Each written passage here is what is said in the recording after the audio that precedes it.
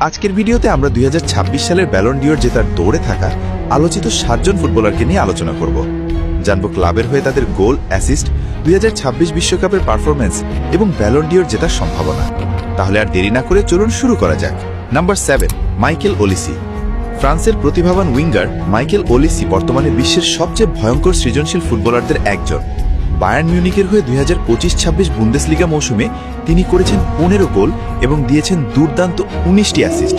অর্থাৎ শুধু নিজে গোল করাই নয়, সতীর্থদের গোল করানোর ক্ষেত্রেও তিনি ছিলেন অসাধারণ। তার দ্রুত পা, নিখুঁত পাস এবং একের পর এক ডিফেন্ডারকে কাটিয়ে যাওয়ার ক্ষমতা বায়ার্নের আক্রমণকে আরও শক্তিশালী করেছে। এরপর আসে 2026 বিশ্বকাপ। ফ্রান্সের হয়ে ওলিসি গুরুত্বপূর্ণ ম্যাচগুলোতে আক্রমণ তৈরি করেছেন এবং দলের জন্য বড় ভূমিকা রেখেছেন। তবে তার সামনে বড় চ্যালেঞ্জ হলো ব্যালন ডিওর জেতার জন্য শুধু ভালো খেললেই হবে না, তাকে কেইন, ইয়ামাল ও এমবাপ্পের মতো বড় তারকাদেরও পেছনে ফেলতে হবে। কিন্তু এত গোল ও অ্যাসিস্টের পর ওলিসি কি শেষ মুহূর্তে সবাইকে চমকে দিতে পারবেন? Number 6, Ousmane Dembele. ফ্রান্সের তারকা উইঙ্গার উসমান দেমবেলে আবারও প্রমাণ করেছেন যে তিনি বিশ্বের সবচেয়ে বিপজ্জনক আক্রমণ ভাগের খেলোয়াড়দের একজন। 2025-26 মৌসুমে পিএসজির হয়ে তিনি 53 ম্যাচে করেছেন 35 গোল এবং দিয়েছেন দুর্দান্ত 16টি অ্যাসিস্ট। অর্থাৎ এক মৌসুমেই তিনি সরাসরি 51টি গোলে অবদান রেখেছেন। তার গতি, দুই পায়ে খেলার ক্ষমতা এবং বড় ম্যাচে প্রতিপক্ষের রক্ষণভাগ ভেঙে দেওয়ার দক্ষতা পিএসজিকে অনেক ম্যাচে এগিয়ে দিয়েছে। 2026 বিশ্বকাপেও ফ্রান্সের হয়ে দেমবেলে গুরুত্বপূর্ণ অস্ত্র ছিলেন। তিনি বিশ্বকাপে 5 গোল ও 2 অ্যাসিস্ট করে নিজের সামর্থ্যের প্রমাণ দিয়েছেন। তবে প্রশ্ন হলো, ফ্রান্সের বিশ্বকাপ সাফল্য কি দেমবেলেকে ব্যালন ডিওরের শীর্ষে নিয়ে যেতে পারবে, নাকি অন্য কোনো তারকা তার পথ আটকে দেবে?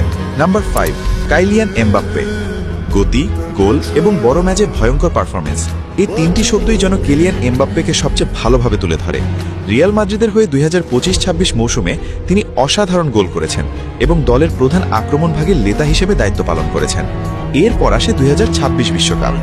বিশ্বকাপের মঞ্চে এমবাপ্পে ছিলেন গোল করার ক্ষেত্রে সবচেয়ে ভয়ঙ্কর খেলোয়াড়দের একজন। তিনি 10 গোল ও 4 অ্যাসিস্ট করে টুর্নামেন্টের সবচেয়ে আলোচিত ফুটবলারদের একজন হয়ে ওঠেন।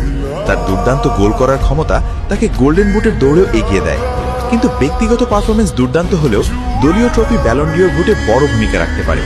যদি ভোটাররা শুধু গোল ও ব্যক্তিগত পারফরমেন্সকে বেশি গুরুত্ব দেন, তাহলে এমবাপ্পে অবশ্যই বড় দাবিদার।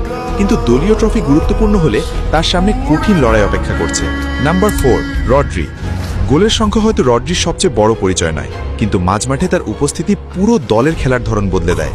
ম্যানচেস্টার সিটির হয়ে তিনি বল দখল, নিখুঁত পাস এবং খেলার গতি নিয়ন্ত্রণের মাধ্যমে দলের অন্যতম গুরুত্বপূর্ণ ফুটবলার ছিলেন। 2026 বিশ্বকাপেও স্পেনের মাঝমাঠে রড্রি ছিলেন দলের নেতা। তিনি 8 ম্যাচ খেলেছেন এবং প্রতিটি ম্যাচেই শুরু থেকে মাঠে নেমেছেন।